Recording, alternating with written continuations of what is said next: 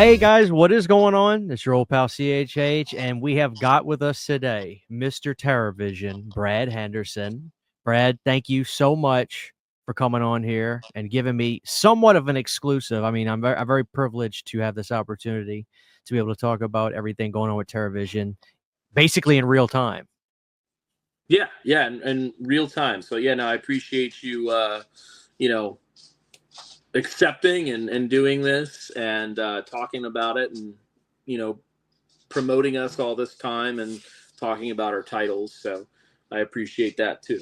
Yeah, well, dude, I tell you, just today, as I'm recording this, I just got these puppies in. The red cases are such a nice touch on these cassettes. So whoever's deciding that, nice choice on That's those. I that's love them. all that's all Ryan. He loves the packaging on the cassettes, and they're pretty cool to hold. Once you get them, they're pretty nice. I They're, started I yeah, started buying cassettes again because of him. So excellent, man. Well, I'm so happy that you guys are doing these. That's what I love about you guys. Like, legitimately, it's like it's one thing to be physical media, but you guys cover the music too, and you know, y'all are the only ones really doing it. Somebody's gonna follow suit, probably, you think, and start trying to do that too, or I don't know. I think we got the ground covered with that. So I mean, the whole idea is releasing, with the music is releasing it on a medium that it was never on. So none of the Friday the 13th music was ever released on cassette.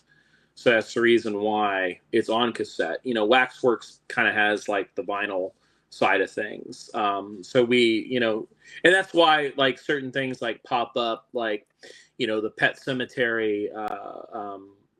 The first movie had a record, but it never had cassette. So that's the reason why we did it. And people make fun of the cassettes, but it's very lucrative to our business. The cassettes do incredibly well. Um, even like the CDs that we've done, cassettes outsell the CDs by like 20-fold. that's so cool. Oh yeah, the split shell. Yeah. Yeah. Thing. They're cheaper to make, and they're just kind of nice. And even if you collect them as novelties, they're pretty neat to have. I have a tape deck in my car, so I listen to the soundtracks. I have like a cassette carrier in my car. Do you have the cassette with the aux cord that comes out of it, and then you plug your phone up to that to like Spotify or listen Oh no, to? no, I full on just listen to cassettes in Oh, my car. you really rock it. Yeah. No, I have like I have not just our stuff. I have a bunch of like metal cassettes and like indie stuff, and yeah, just kind of all over the place. I'll just I have like a carrying case, and then I'll just switch out cassettes every one. I don't drive that much because I work from home and mainly just do everything here. But when I do drive, I'll pop in. I think I got the Pet Cemetery 2 cassette in there now because Oh, nice. I really like the music to that. The stuff with Jan King and like Tracy Lords. There's some great vocal stuff on there. And Ryan really loves cassettes, and yeah, like I said, they people make fun of us all the time for it, but they sell insanely well. And just like for people, because they're always like, when are you going to do CD? Why don't you do a CD? Why don't you do a CD? The things that we have done CDs on, we barely move like sometimes even 30 or 50 units. Wow. The cassettes sell by the thousands. You guys actually had that release, Frogman, in Walmart. I unfortunately did not get to see it, but I know it was out there. I mean, that was a pretty cool deal for you guys. And I loved Frogman, by the way. I hope that one sold really well for you guys and people checked it out, because I thought it was a really fun found footage film, and I'm so pumped for part two. I remember bugging the director. I was like, "Put me in part two." He's like, if you can get up here," I say bug him, but he was like, "If you can get up here during this time, I'll put you in part of the cult." I was like, "Sydney, we got to go on vacation." But no, I loved Frogman. Yeah, no, it did. Frogman did really, really well for us, incredibly well, because we had that deluxe edition. I think all of those sold out in, I want to say it was our fastest selling release ever. I want to say it sold out all of those in like 9 days. Incredible. Yeah, and then we had the Walmart version. Walmart ordered, I want to say they ordered like 12,000, and it went into 2,000 Walmarts. So we were told it was every Walmart in the United States, is what we were told. I don't know if that's accurate, but it's still there. They're still selling it, and usually they only sell stuff for like 8 weeks, 8 to 10 weeks, and then they take it off the shelf and they send it back to you. So people should still keep their eyes peeled then if No, if they're people interested. still find it. It's like either discounted or it's still on a wall, or so. I don't think there's many because they never sent any back to us, so we know that they kept all. We didn't have to buy, because typically that's what you have to do, is you have to buy back the stock that doesn't sell. The cool thing is we are the producers of Frogman 2, so excellent. We're pretty excited about the sequel, and I've seen it a bunch of times to give notes back. We're pretty excited about it. Excellent. We also announced 13 Weeks of Halloween. I'm ready to get into it. That was our other thing. So yeah, we we wanted to do something special. One, because Ryan and myself, growing up, we always loved. I remember bugging my parents like in like August, just start like putting up Halloween stuff. And I've even done it with my wife. Like I would just start decorating earlier, especially when we had our daughter's grown now. She's 20 years old. So, but when she was little, we would decorate the house early because I would want Halloween to be extended. And my mom and even my wife was like, "It's Thanksgiving. Like we don't want all this." I was like, "No, fuck that. I want like like I want to keep it up. All of get it up in start in August, have it up in October, November." It's like, no, Thanksgiving's like no, it's fine. It's all fall. It looks fall, Take it down, day after Thanksgiving, and then we'll decorate for Christmas. So we've always wanted to kind of extend, Halloween, and that was kind of the idea, with kind of 13 weeks, 13 just being, a number, spooky number works. The bad luck and whatnot. So yeah, 13 weeks starts August 8th, and then the final will be October 31st. And so yeah, it's 13 weeks of title drops. So every week should have 1 or 2 movies. We'll also have LPs, VHS, and cassettes. And it could be both. I know we're trying to get a box set out for LPs in October.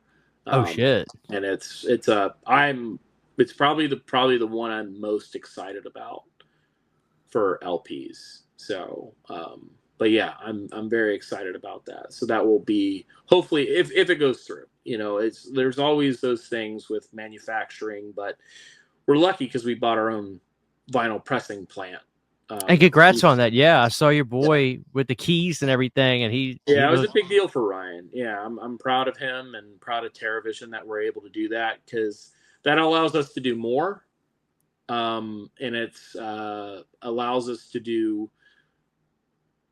We don't have to go by the industry standard overseas, because they'll want you to do like 2,000, of a record, and then they'll charge you like $18 for a record, and it's like, well, Jeez. Then we gotta sell it for like 30, like $35, 40, like that's not fair, so yeah, we get to keep the cost down. We still have licensing fees and stuff like that, but we can actually set our prices at what we think is comparable, good for the customer, and then also we can do things that we normally wouldn't do. We can actually do less, because we can do 10 records, we can do 250, we can do 5,000, doesn't matter.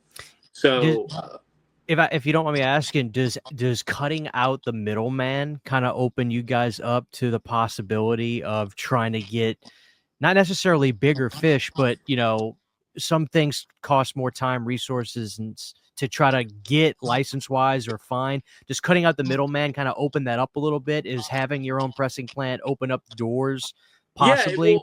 It opens up two doors. One, we can go after bigger things because if it, something like Monster Squad did terribly for us selling wise. Like and that was something that we thought was going to be like massive.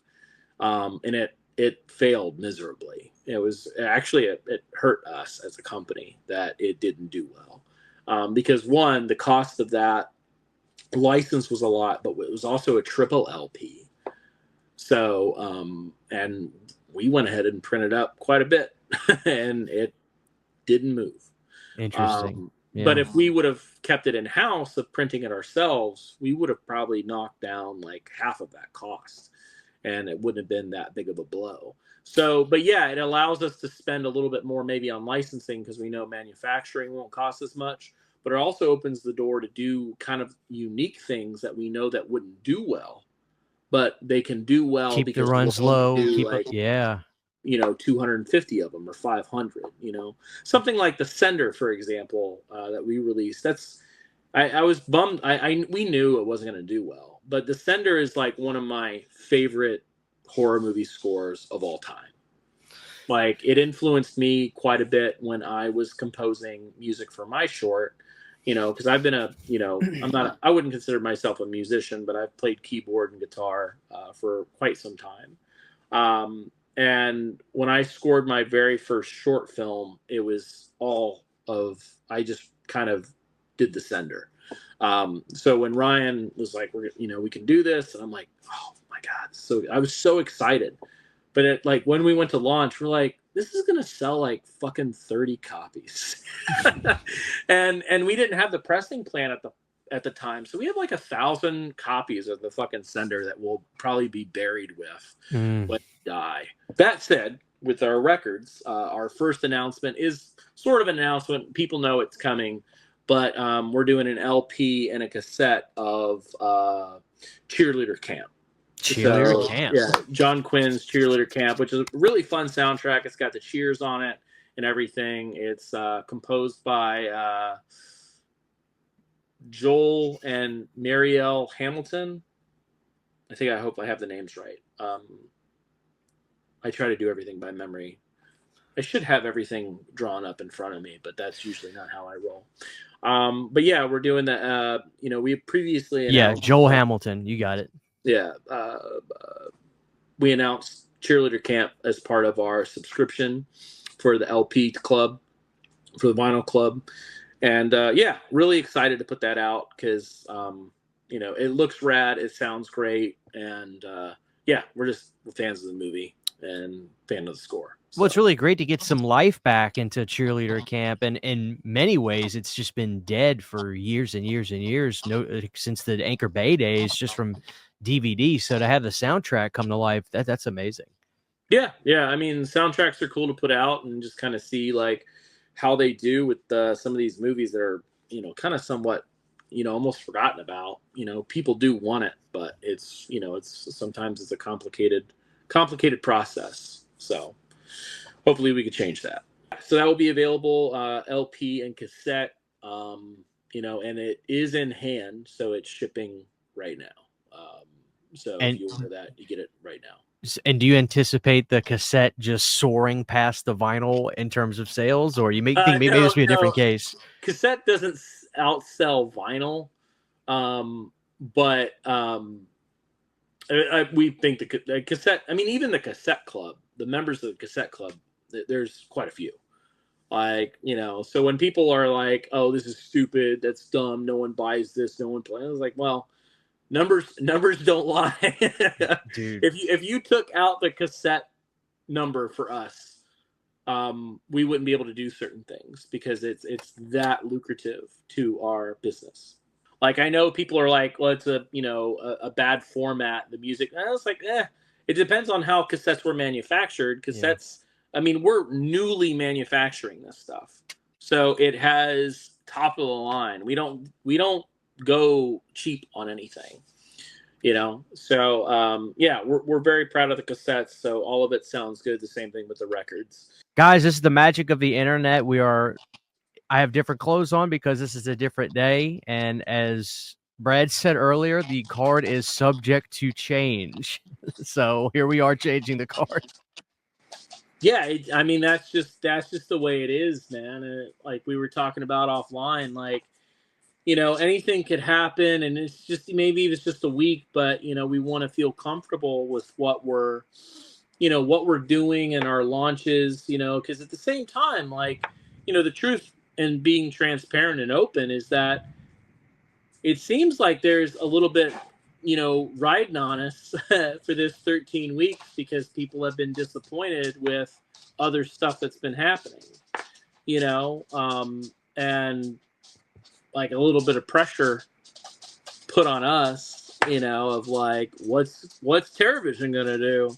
Mm-hmm. And it's like, oh, well, I mean, we're trying. I mean, we don't have the resources and money like other companies, but we try our best with what we have, and we stand behind everything. We don't license anything. That's the whole thing. Is like, I think, hopefully, a lot of people know is that TerraVision doesn't license just movies randomly. We have to like it or we won't do it. But yeah, the other title that we are releasing here and you're able to purchase on August 8th probably isn't a big surprise to people that have followed us for the City Lights stuff. But we have the 80s slasher, supernatural slasher, Death by Dialogue. Which I'm super excited about because, this was a big rental during the time. City Lights did a few horror films, which, we've released Hollow Gate and, the sleazy action movie Dance or Die. Dance or Die kind of gets mistaken sometimes as a slasher, but it's just a cocaine-fueled, like, action movie. But Death by Dialogue, it's really cool. A bunch of actors go up and they find this script and they want to make this movie, and this creature shows up that starts killing people. It's humanoid with a sword. There's a lot of cool stunts. It's made by a bunch of stunt guys and people like Laura Ken Albert. Sagos. Yeah, Ken Sagos is in the film. We have an interview with him. Laura Albert, who's also in the movie, we have an interview with her. This is one of her roles where she was an actress versus, being a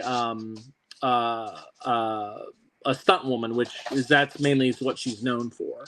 But she's great. She still is badass.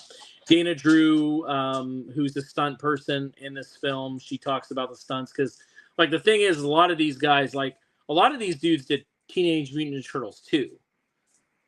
Like the guy that plays the main gargoyle is the guy that plays Razor in part 2, Mark Grinter. Oh, that is so cool. But yeah, a lot of these guys, they work together and they went on to work for bigger films. And the director sadly passed away a couple years ago from cancer. But he was a big, like, his last movie was an X-Men movie, I think.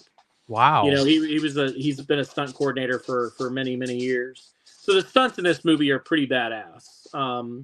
But yeah, it's just a kind of a, just a really kind of low rental slasher movie.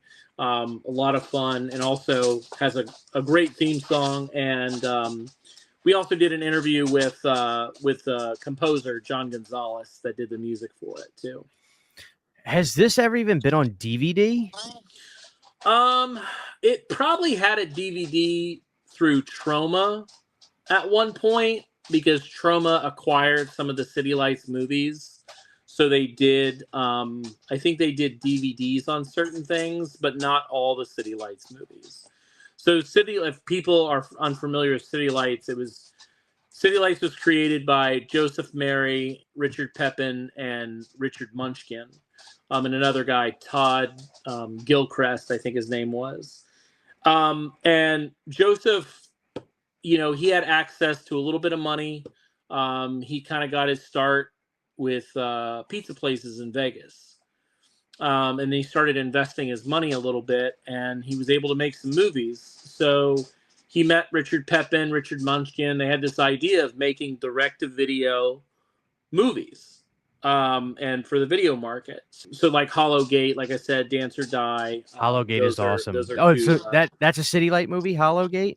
Yeah, it's a City Lights movie. So is Newly Deads is another one that we've released through them. This will be our fourth City Lights Oh, movie. okay. Now I have a reference point. Excellent. Yeah, Yeah. I loved Hollowgate. So these guys basically had an idea, since the video market was so big at the time, and you could make millions of dollars just with one movie. They started making movies for about $300,000, and they would shoot it within just a few weeks, edit it, get it out, put it out on video, use the money that they made from that one to do the next one. And they did, I think there's like maybe 14 City Lights movies. They did this Amazing. as a period of like 3 or 4 years. They made this many movies. So they hired like, people that knew what they were doing, stunt guys for this one. Ray DiZazzo did Hollowgate. He knew those guys. And they directed movies themselves, like Richard Munchkin. He was part of the group. He, wrote, directed, Dance or Die. So yeah, these guys, they were just pumping movies out left and right. And they eventually folded through a bad business deal and then became PM Entertainment. And then they did PM Entertainment for, probably about 10 years. And they made, again, those are direct-to-video movies. They were a little bit bigger because they had $1 million budgets, and they were known for their big stunts. And so, like, people know like Anna Nicole Smith with Skyscraper or To the Limit. Those are those guys. This looks fucking fun. Like, I am so into this. Well, the gargoyle demon thing that is the killer. Like, I think that's Mark Ginter. Mark Ginter's already very tall because, I mean, look at Razor. That's literally a dude in a suit who towers above everybody else. So Yeah. He might be 7 feet tall. Like, he's a tall dude. So yeah, he plays the gargoyle in the film and has like a battle sword. There's some great stunts. The stunt where Laura Albert's character gets blasted through. Like, I don't understand how they didn't kill her. But she is they had like a vest, and they yank her so hard out of the house. She just blows through, way bigger than any like Friday the 13th stunt or something like that. It's crazy. They got a lot of motorcycle stunts, a lot of pyro stunts. Sounds That's dynamite. the thing. It's like the movie's fun, but it's just fun to watch from the stunt spectacle because that's what these guys were kind of known for. So yeah, it's really fun, and if you like the music, then something like Dance or Die, this has kind of a really bizarre like theme song, and it's kind of funny. It doesn't really fit the movie, but it's similar to kind of like how the Mutilator has the Fall Break song.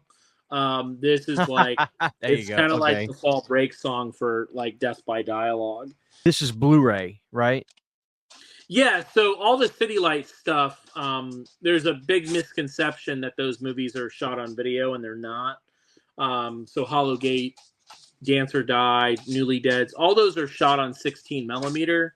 The issue is that to do things quick and cheap and save money, they edited everything to video and then threw away the negatives because they never cut the negatives for these things. So we did spend a few years looking for the material just in case. But we've had confirmation through the editor, Paul Volk, that the negatives were just tossed. They never kept anything because they immediately transferred everything to video and then cut it on video. And that's just how they quickly did things. There was a rumor that DreamWorks eventually had the material, but we had confirmation that they did not. I think every City Lights movie we have the master 1-inch tape, so what it was originally edited on. It looks the best that it can possibly look. Yeah, I don't think people need to worry about that. I can tell people now that the Hollowgate, I didn't really even bat an eye at it that much. So yeah, nobody should be concerned about that at all. It's kind of impressive to know that you're doing it from 1-inch tape. That's the reason why I think people think we do a lot of SOV is because of stuff like that. a lot of companies won't touch movies like that because they don't want to do tape. They want to do crisp, clear HD pictures. Right. Well, if you do that, you're going to have this whole slew of movies that never get released because of the quality. Like, not every film has elements, you know, and it's not fair for those movies to just rot and not get released. So, you know, we do the best we can with the 1-inch master. We have a specific way that we transfer things, and we do restore the tape. Sure, it's not HD, but it's watchable. It's good. Oh yeah, It's the best the movie's ever going to look. And it's good that you're able to come on here and talk to the audience about this, because I mean, guys, I'm very ignorant to that sort of stuff. Brad's actually said, Christian, that's actually not SOV here and there.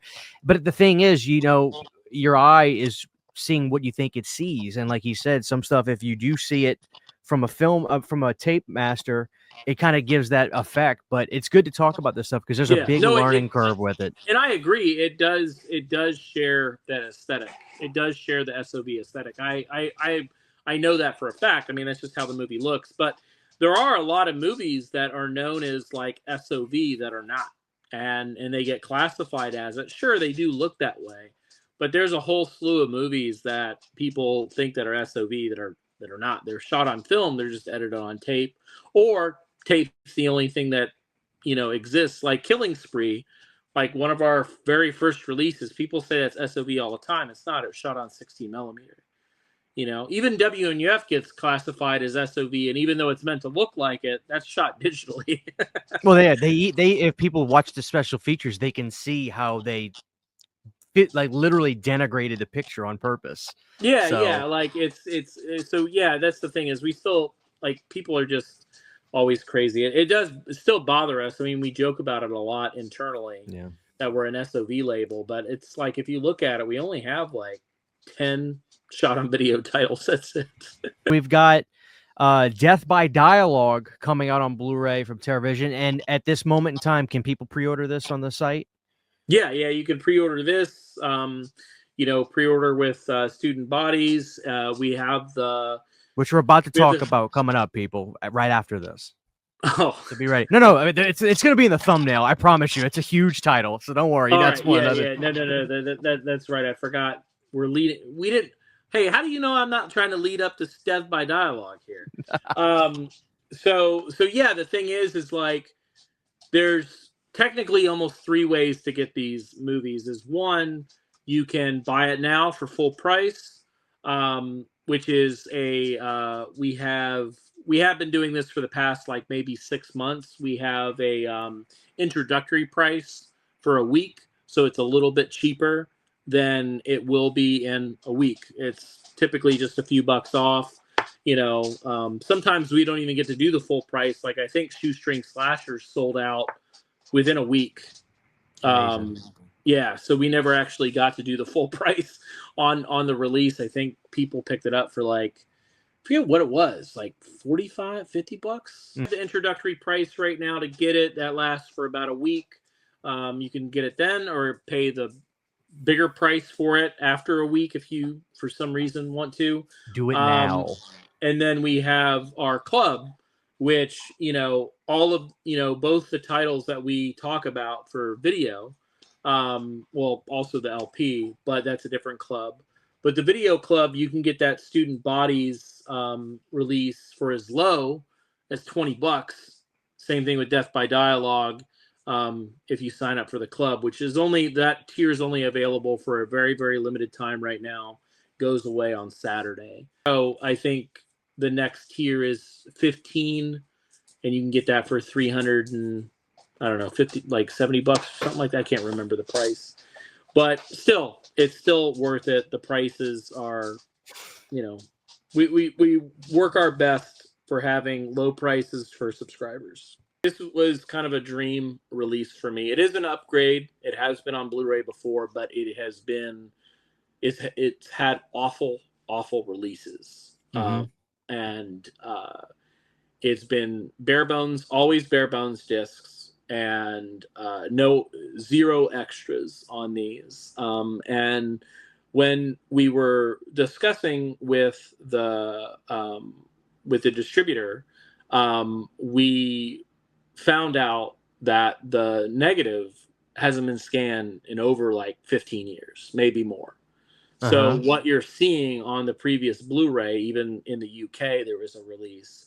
It's like an upscaled like 720p master that is up to like 1080p. It because the film, like they said, they record all of this stuff when the film's been scanned last, and it was like 15 plus years. Oh wow! So I was like, oh my god! I was like, that's I obviously we meant to do UHD from the get go.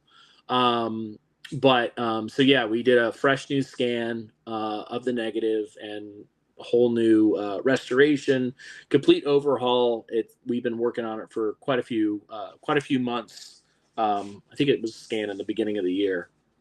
And then I believe it has Dolby Vision, which we're doing on it. And then all new extra. I mean, any extras we do is new extras. And so we've done interviews with.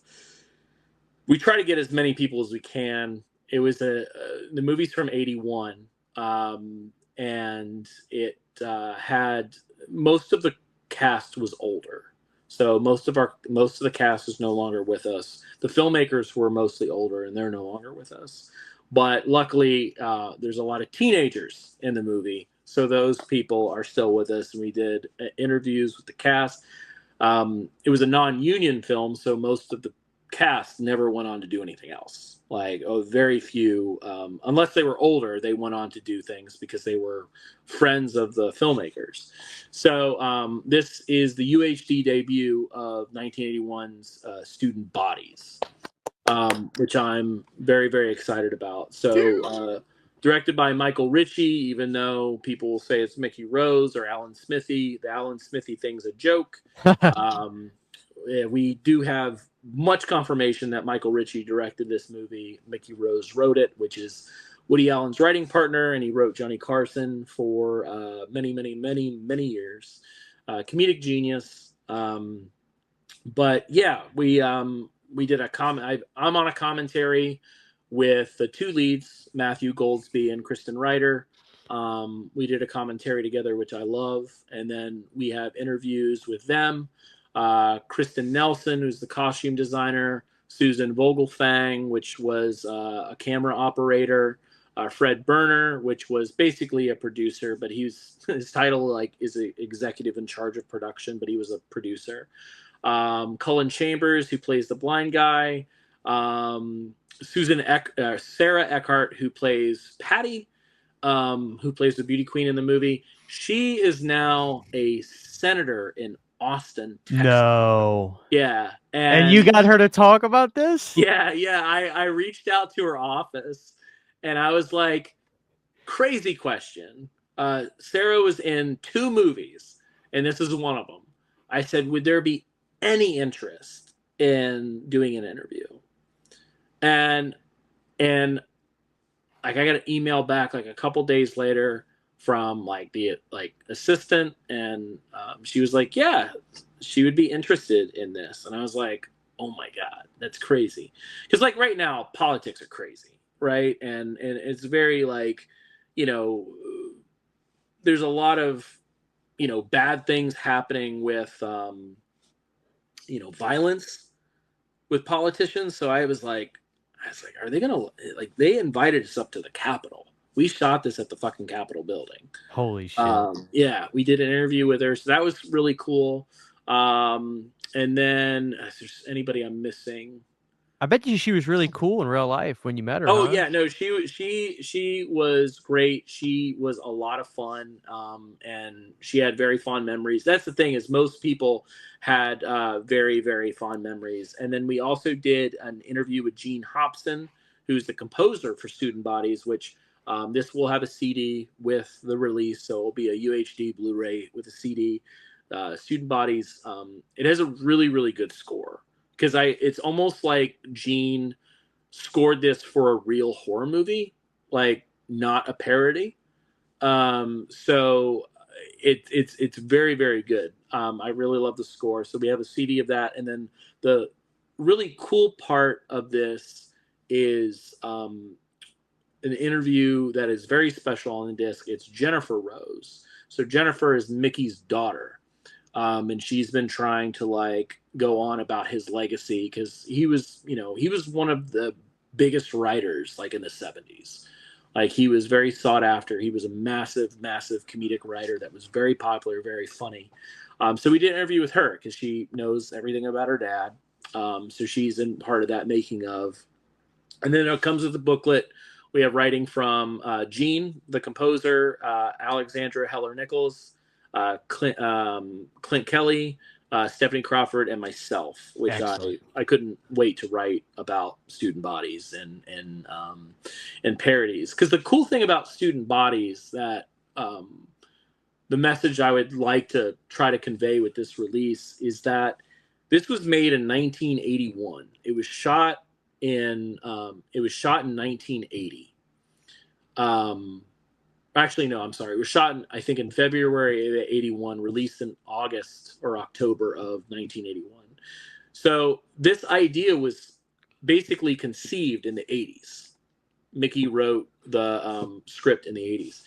This movie makes fun of the cliches and tropes in horror movies and slashers before they were tropes and cliches.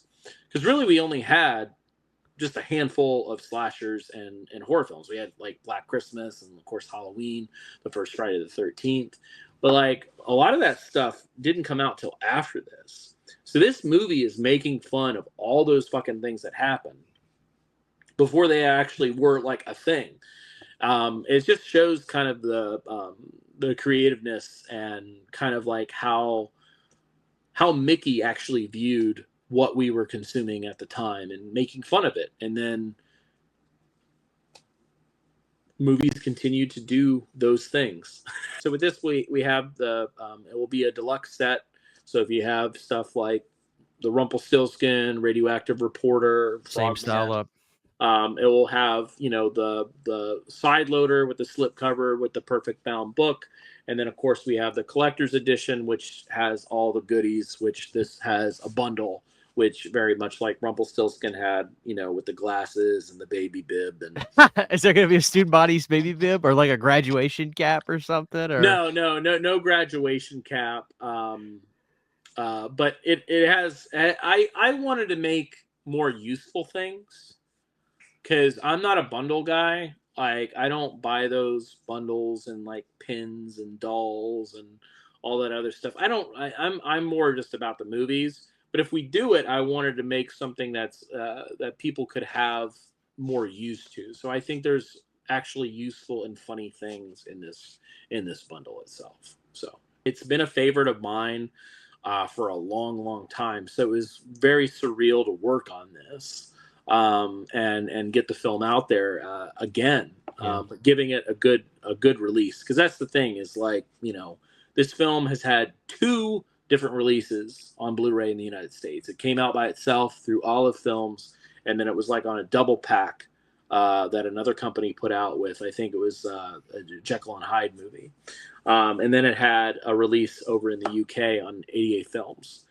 And they're just bare bone releases with kind of just a shoddy transfer. It was really cool to actually go back and create something that, now people will enjoy for a long time because the movie's not going to be scanned again. I don't think I'm jinxing it, but still knock on wood. I think this is obviously going to be a gigantic seller. It's a classic. I love this film. I love the breather. So, for me, this is a big deal. And, I'm so happy that there's going to have all the great bundles and stuff, and that some people be seeing this for the first time possibly, because I don't know that would, if they are going to be like, oh, it's kind of like the Airplane for horror. It's kind of what it is. Yeah, a little bit. Yeah, there's definitely some Airplane. I mean, Airplane made fun of disaster movies.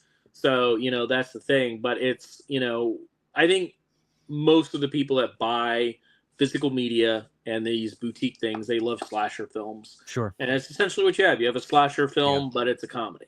You guys did Rumple. You guys did that VHS. Is that going to be a VHS thing with this? Yeah. I mean, we can announce. I don't know if it's going to be available right now when you're when you're watching. Can I get the? Am I getting the exclusive Yeah, though? Can I get the exclusive? it might be a little bit later. In kind of like because the VHS takes a while to manufacture, and it's being that that's kind of a specialty thing. I don't know if it's going to be available right this instant, but it will be available eventually. Yes. And is that going to kind of be like the Paramount Scares branding Yeah. as well? Because I think that's pretty cool. Quite Yeah, frankly, we'll have the same packaging as the Rumpelstiltskin and Monster Squad VHS. well, excellent, man. This is great. I think Student Bodies is like a big deal for anybody to do it. But I'm really happy that you guys are getting it because, you know, I haven't. You guys really impressed the hell out of me. Not that I'm somebody to impress, but I remember when I really found you guys and I get into y'all, I went for it and I got that Nail Gun Massacre, and I was like, how are they going to clean this damn thing up? And I was surprised that I mean, it looked really good. I told people, I was like, listen, say what you want about that movie, but you can't disregard, the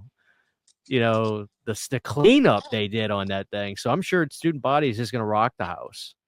Yeah, we we take a lot of time with our scanning, restoration, color, and Dolby Vision's applied to this, which is another kind of like step. But yeah, it took a lot of time because we wanted to make it look great. I mean, we always do that with everything. So, but yeah, and then this will be available to purchase, but we also have our club too, because that's the other thing is that if you're a clubber, this obviously you get the deluxe edition, and then so when this is available, you'll only have 24 more hours to sign up for the original club tiers and prices, because on August 9th, the tiers and prices change. So Okay. we will only have 3 tiers available: 15 at $373, 30 at $666, and then 50 at $1040. So if you do get if you sign up within that 24 hours, you can get the old tiers, and you can get Student Bodies, that deluxe edition, for as low as $20. Jesus, there you have it, folks. So I mean, yeah, the tier is $1,000, but you can still get it for $20. And we have a lot of people that sub for the 50, and I mean, it's kind of almost giving away it for free. Even if you don't like it, I'm sure you could sell it for $40 or $60. So like, yeah, it's being a clubber with us is, I if you vibe with what we do, even half of what we do, it's kind of a no-brainer to sub. Now, you guys have some merch. I remember, like, the first thing I ever bought was the TerraVision. I'm a merch junkie. Like, I love hats and shirts. Any thought to possibly nudge Ryan and make, like, a cool kind of, like, limited for the season, 13 weeks of TerraVision type of shirt or anything like that? The crazy part is that there might be. I just don't know about it because I'm so hyper focused on the video side of things that I'm like a horse, like a racehorse. Like Seabiscuit. Yeah, you can call me Seabiscuit. But yeah, I'm literally like, all I care about is what the movie looks like. I'm handling, I handle the deal. I handle the getting the material. I handle making sure it's scanned. I, supervise the restoration, the color. I produce all the special features. I reach out to all these people. I make those cold phone calls. Are you so-and-so from Student Bodies? Well, yeah, I haven't talked about that in 40 years. That sort of thing. I'm coming. Establish those relationships. I write all the questions. I set up the cameraman and where they have to go, the studio time. I mean, I do all of it. So I don't have time. Ryan sometimes will have things. He'll be like, hey, we're doing this. I'm like, I had even no idea that we're doing that because I never asked. So yeah, there might be a shirt available right now. I don't know. And I think it's next week we have one title, which is an 80s. And these are subject to change. We might move Change around. your. Yeah. But yeah, we have an 80s slasher, supernatural slasher next week. We have a splatter, call it a splatter comedy from 2000, like 2015, I think it came out. It's a UHD. It's getting a big deluxe set. And then August 29th is a kind of a secret. We're not giving anything away because it is a movie, but there's a little bit more to that announcement. And God we're keeping it kind of locked down right now. September 5th is a UHD Blu-ray deluxe set, so we'll have that. I was gonna say, I'm wondering if my audience was listening to this and they're saying to themselves, "This guy's doing this big 13 or TerraVision this big 13 weeks thing, and they're blowing their load at the start with student bodies. What's coming after this?" But it's like, oh no, damn. we're very aware of starting strong and ending strong. But you see what I'm saying? It's just like, wow, they're starting with student bodies. It's like, what could be after that? So, September 5th is, like I said, a UHD Blu-ray, no CD. Oh, that by the way, that splatter comedy from 2015, that's a UHD Blu-ray CD and a booklet, hard case, all that stuff. Those chunky sets, which I think you like, by the way. Oh, chunky sets. Yeah, the September 5th, 80s slasher getting a big upgrade, UHD Blu-ray deluxe set with booklet, all that stuff. September 12th is a Greyface title, but it is tied into horror. So that is our 5th Greyface title. It is a horror film. It's just not your traditional horror film. If you like stuff like David Cronenberg, like, you'll probably enjoy this.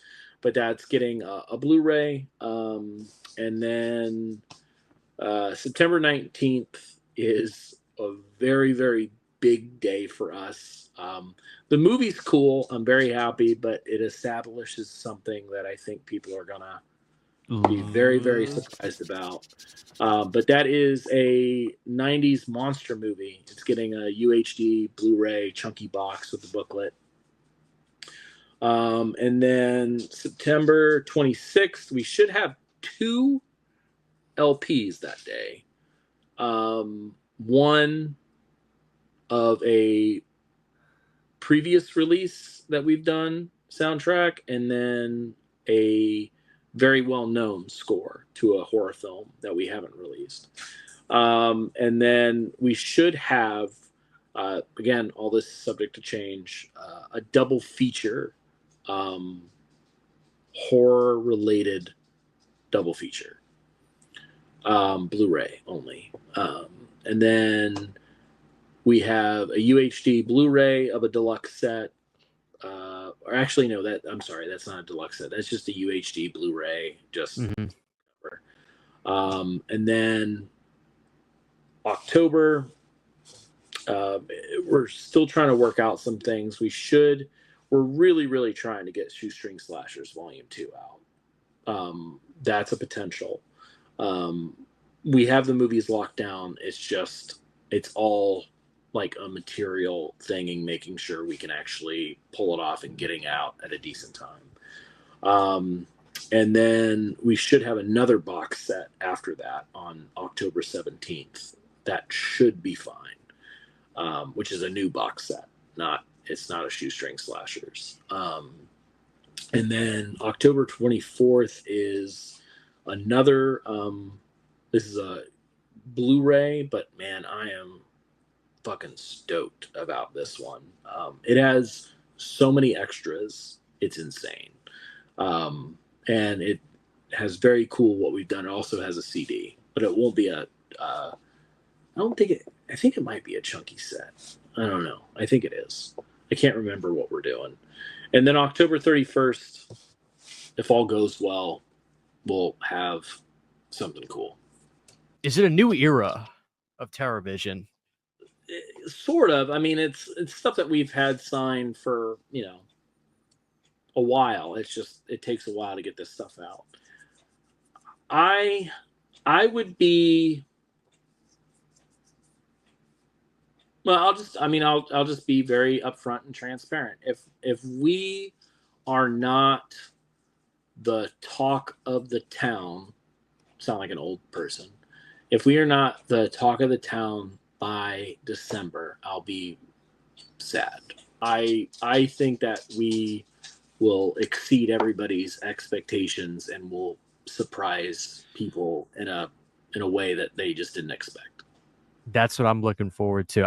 I'm like I said, man, like I'm such a TerraVision fan, and I think it's gonna be awesome to just try to blow people's minds with some of this stuff. But it's kind of a brilliant concept to announce stuff every week like this, as opposed to like once a month or every 2 or 3 months. Like I think Arrow does like one. This is actually a really fun way to do it because it's just like you guys are going to be the Halloween advent calendar this year.